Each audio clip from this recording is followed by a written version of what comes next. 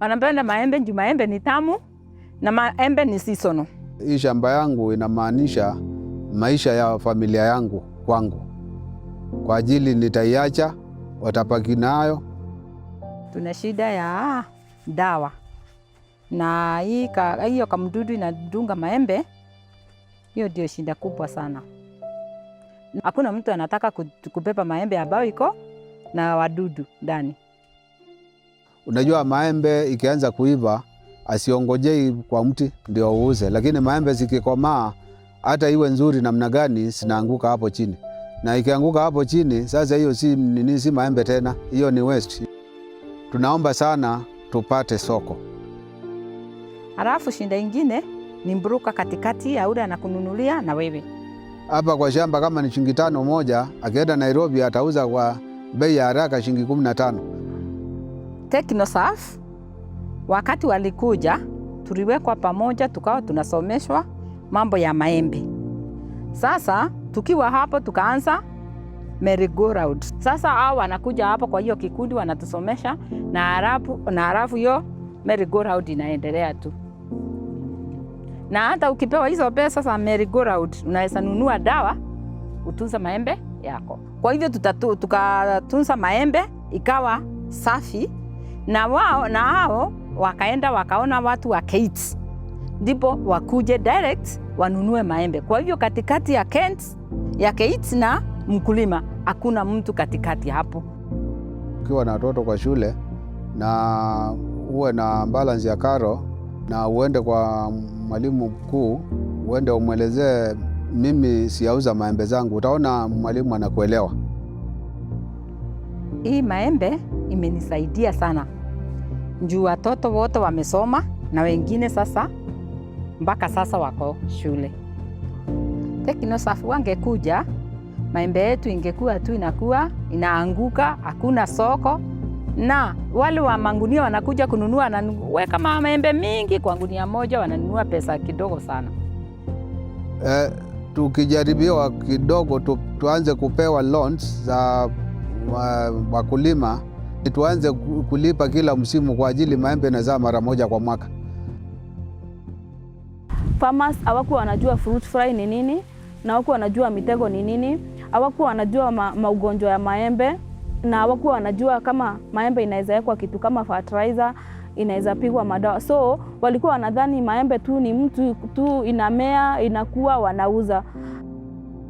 Kuna wenye walikuwa wanajua fruit fly zinauawa na moshi, kuwasha moshi hapo chini ya mwembe. Technoserve walikuwa wameelewa farmers hawana knowledge. So the first thing waliwaletea masomo. When we trained them on using the fruit fly traps, these farmers improved their crop because most of the crop was not being damaged. When we were harvesting, or when these farmers were harvesting these mangoes, they still had very big problems because when they were harvesting, these mangoes were falling down and most of them were hitting on the ground and they were getting spoiled by being sprayed out.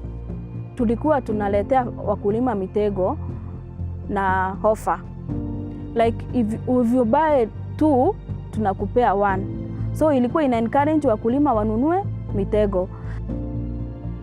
Tulikuwa tunachukua mashamba tunafanya demonstrations. Tunakuja tunapiga madawa, actually wanaona hiyo maembe iko safi. Pia wanakuwa na hiyo motisha, wanaenda wanapiga madawa yao. Tunawaletea hata watu wa madawa from the company, wananunua bado at a cheaper price. Most of these farmers were just using sacks, these magunias, to remove to do the harvest. Today there is the use of crates as far as harvesting of mangoes is concerned. When they come to picking, we trained them on how they can pick these mangoes without making them fall down. We introduced a harvesting tool. There was a harvesting rod that we were using to train these farmers on how to pick their fruits from the trees.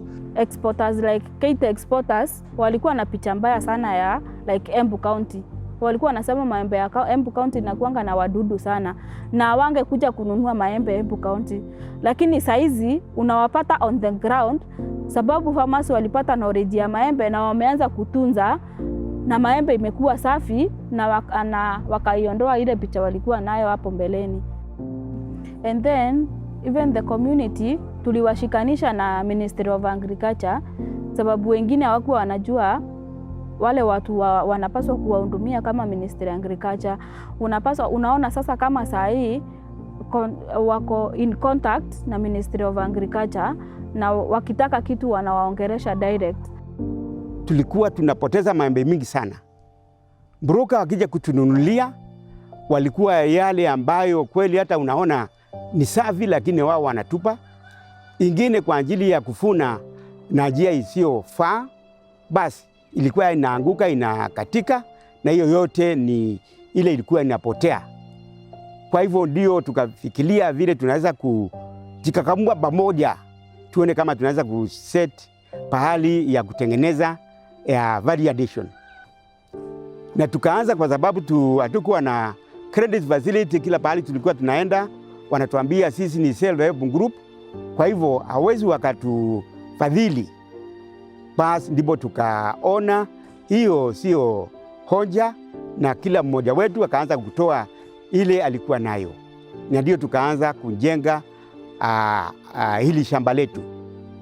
Na tulipokuwa tunaendelea, jamaa anaitwa Murage wa Technoserve ndio akatuunganisha na University of Nairobi, na Dr. Jane Ambuko akatutembelea hapa.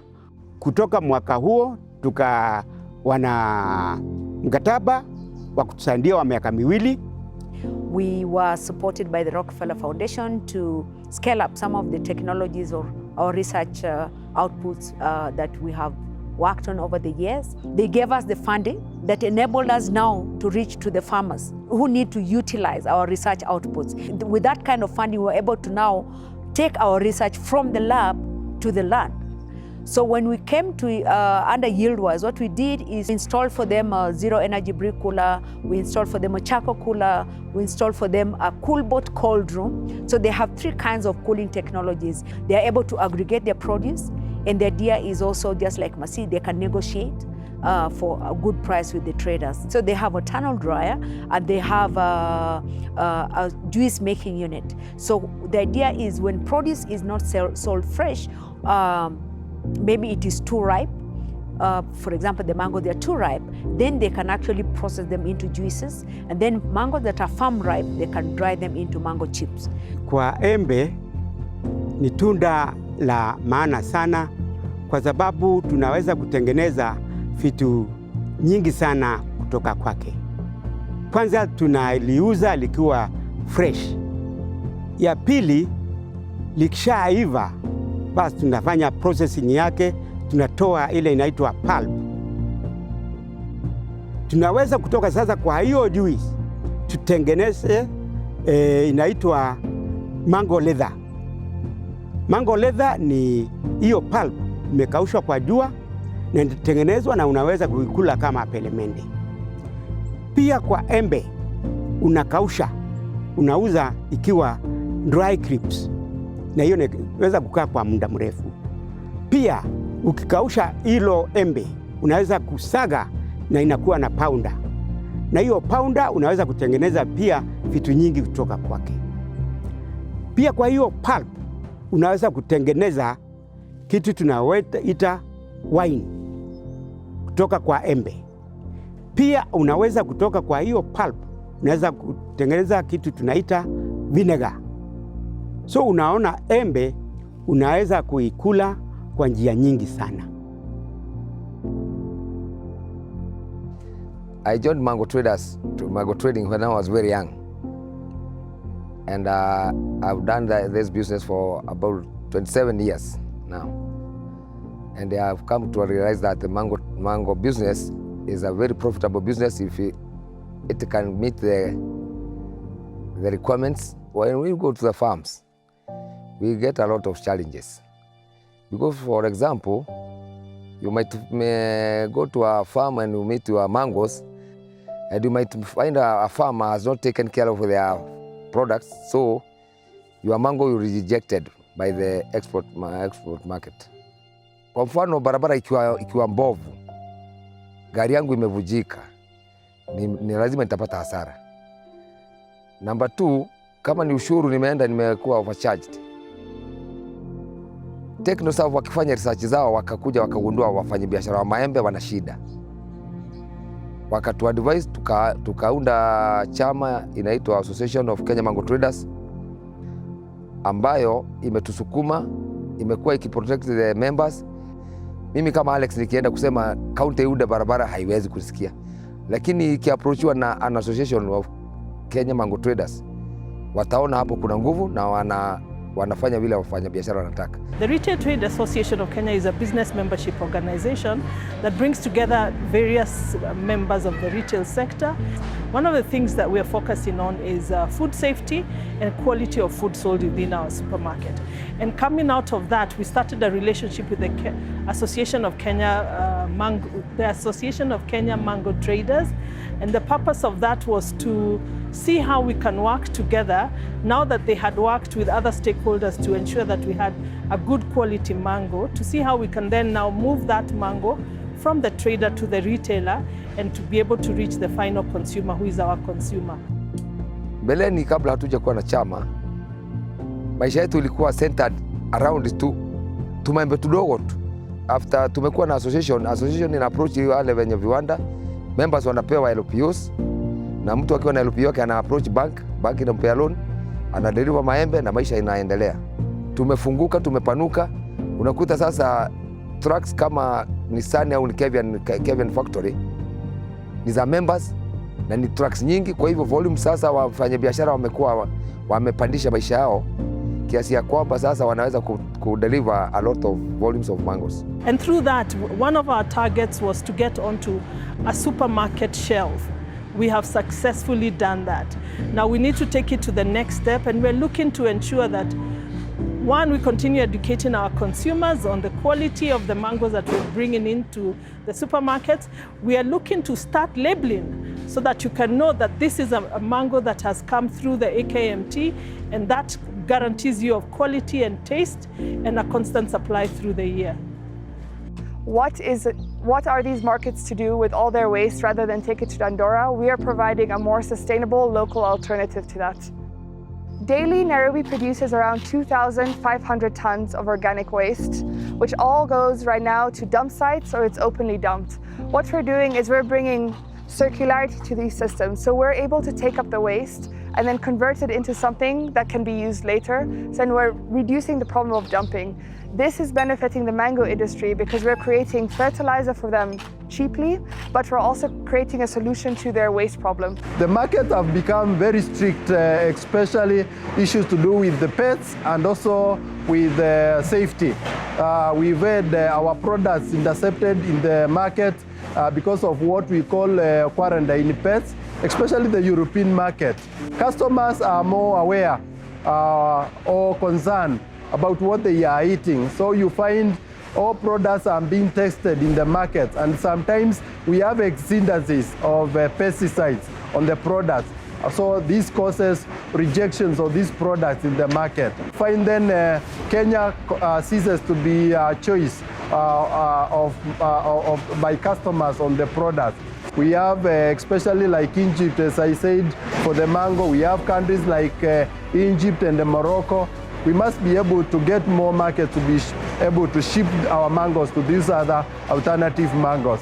Because we cannot compete with Egypt on the same space for the Middle East because of their proximity to the Middle East market.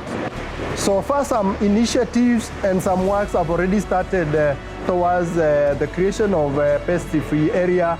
The installation of the pest-free area in conjunction with Makueni County, RTI's Feed the Future, and among other actors, we have been able to get a sample of mango tested in the European Union, allowing the first shipment maybe in September this year into Europe. This will allow a new market for farmers to enjoy, enabling incomes to be increased. So we need to diversify and top work And whatever new plant orchards we need to establish in Makueni and Machakos, we need to ensure we are growing the right varieties, either apple, orchid, and Kent, and Tommy. We have a market and we'll work towards marketing of those products, but the quality and the safety must be met. Premier Foods is part of the Industrial Promotional Services under the Aga Khan Development Network. And we always pride ourselves since 1935 of providing quality food products. So if you look at the juice market, it's a big market, and there are various variants of juices within the market.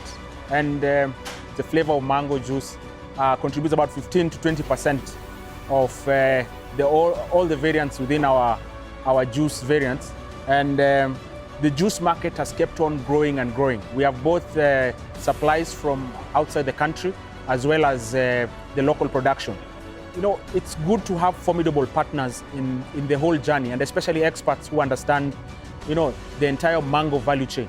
And Technoserve has been that partner for us. We've partnered starting from the writing the proposal for and winning the AgriFitch funding challenge, which we actually got some amount to be able to help us get the seedlings and improve our value chain for the mango. Technoserve has come in handy beyond that, seeking for the financing, now to run the Eat, Drink Kenyan Mango campaign, the mango growing over 60%, which is fantastic. And we hope the same kind of trajectory, or even better, continues in this financial year. I look into a future where we are fully integrated, backward integrated from the farm all the way to the glass. I can be able to tell you this particular mango is actually the one that you're actually consuming in that glass. But one thing I can actually emphasize is that we have overcapacity in terms of production in this country, and it's up to the farmers to ensure that they feed us with the mango so that we can be able to utilize at least more than 80% of this capacity. So each and every farmer needs to look and see the opportunity as far as mango production is concerned. So if the next season that it comes, please eat a mango. Eat 18 of them, 9 to 15 of them. Ensure that you drink Kenyan juices, and I assure you we shall be moving the pin further away from the 50% losses that are happening today.